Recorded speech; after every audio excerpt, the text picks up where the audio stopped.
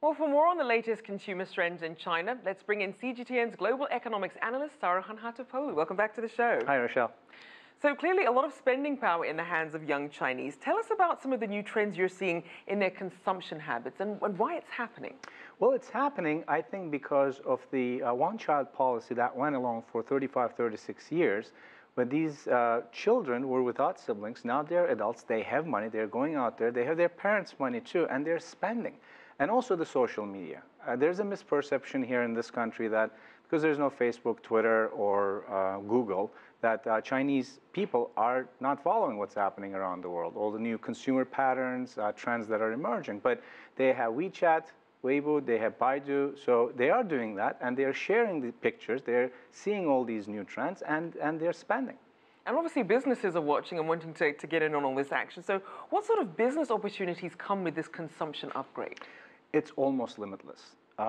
By 2030, 35% of the population will be middle income, compared to 10% now. I mean, that increase in itself is a huge marketing opportunity. And that is, by the way, by that time, it's more than the US population itself. So the companies are realizing it. They're producing products that are geared toward that market. And it's not only the young, it's also the rural population whose income has been increasing steadily for the past 5 years. Just last year, online retail sales in the rural areas, Rachelle, went up 40%.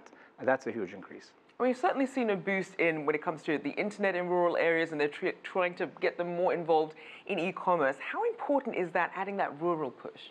Huge, because the number that I gave you was just their sales, but online stores in the rural area also increased 20% or so year on year in 2017, creating almost 30 million jobs. So not only are they increasing their income, but they're also working in these places. So that's a great opportunity. Now let's talk luxury. We know that young Chinese people are becoming increasingly a main force when it comes to luxury spending. So what is it that luxury brands are doing to try and cater to Chinese young consumers? I'd like to start by saying I'm no marketer, but this is pretty easy. Look, Chinese people, as almost every consumer that has a certain amount of money, like to be exclusive. And Alibaba saw this, and they introduced their platform, luxury platform, where it's an online invite. They invite customers to shop top-of-the-line brands. That's what the companies need to do, make the consumer feel like they're special. That's number one. Number two, know your market.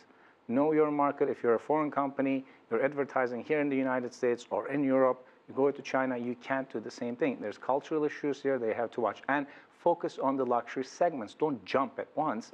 Luxury tourism is doing great, so why not start with that?